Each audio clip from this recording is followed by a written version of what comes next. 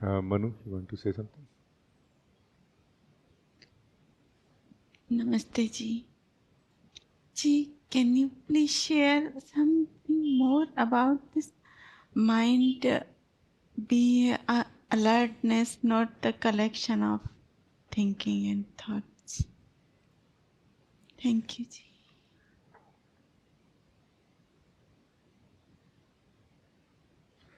Generally, what happens is that, let's say, we are enjoying something. Let's say we are enjoying a garden or a walk or something. Then, when we have to use our mind, when we use our mind, it's kind of difficult to go in, and it is difficult to go out. Both way. Go in means it is difficult to come to that particular thought process which we want to actually do. There are always many other things which are going on, and we always, lose a lot of our energy and time in trying to make a way in that forest of mind towards where we want to reach. And the same thing applies to when trying to get out of mind again back to our walk or enjoying the garden. So this is that normal state of how to say cluttered state of mind, you can say. Cluttered state of mind is not as such because of the state of mind. It is mainly because of the thinker is not so careful about it. When the thinker will be more careful or more aware about where it goes in the mind and what it does, then a certain clutteredness, you can say, will take place. Like it will become less cluttered, more resolved. Like things are more in their places, not in the way.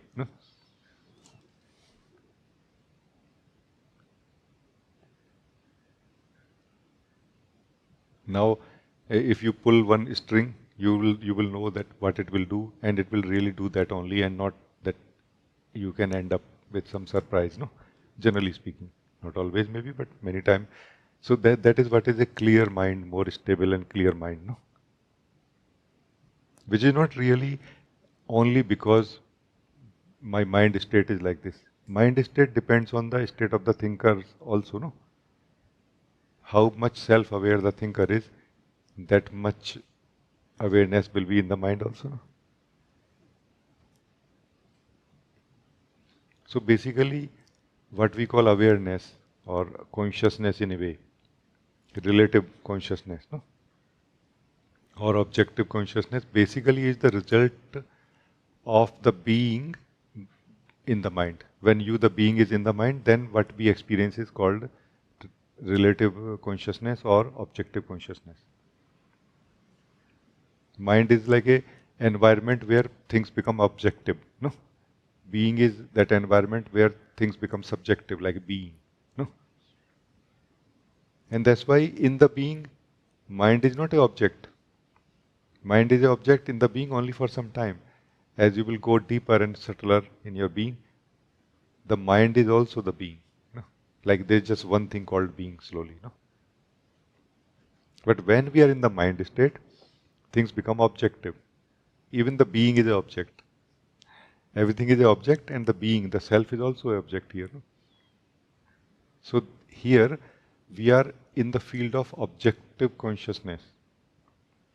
And if the refinement is done in such a way that we are less cluttered, more refined, and balanced in a way, then chances are that the self, the being who is in the mind, will be able to see this truth.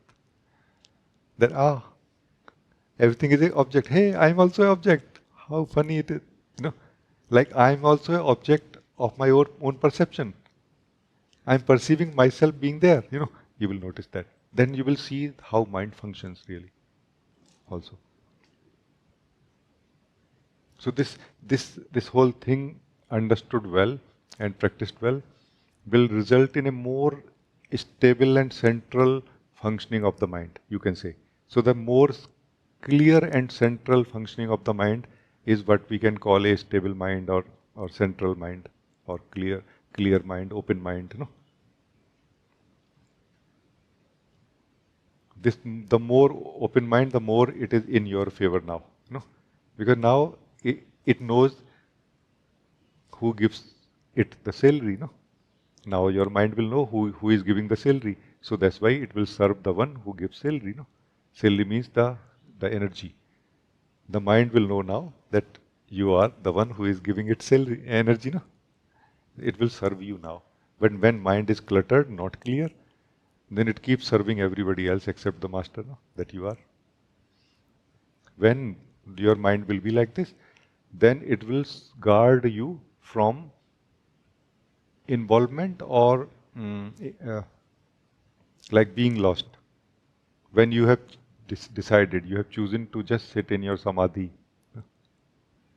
in your sacredness of your being, without doing anything, because this is your time to meet your beloved inside your being. Like a meeting of the lover and the beloved is happening, no? So on the gate is the guard of mind. Will not let anybody go out. Let anybody go in. No? This is just an analogy, like a picturization of what is possible. So there is no guard actually in the mind, but a guardedness in a way, like a vigilance will function here by itself, by itself. That same power which is flowing as thoughts and feelings and thinker and logic and, you know, observation of thoughts and everything, that whole crystallizes into a vigilance more and more. No?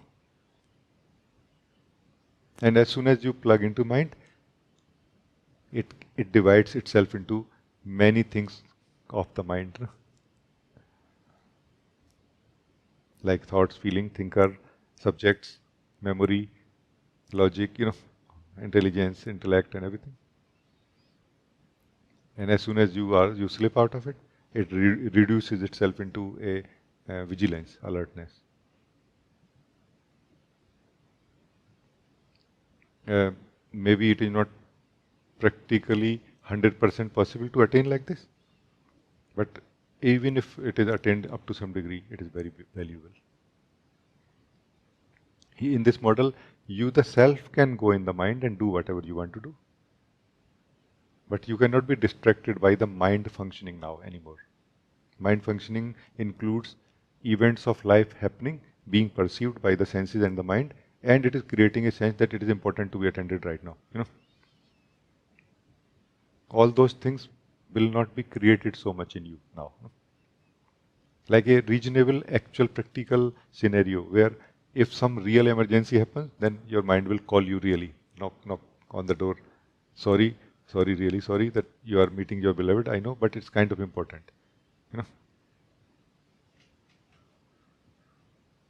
You know, like this. No, it was just, I'm really sorry, my master, but it's kind of important because like your physical house is on fire, let's say, or something, or somebody has taken, stolen your phone or something. You know what I mean?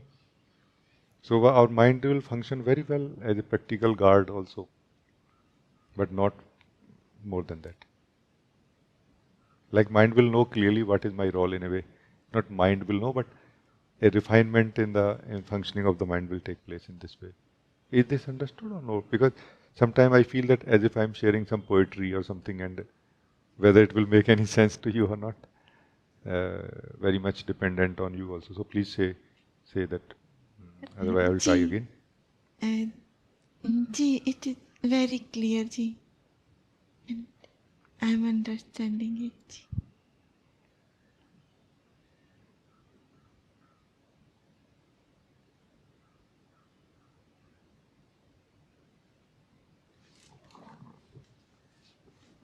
So very, very good. Thank you.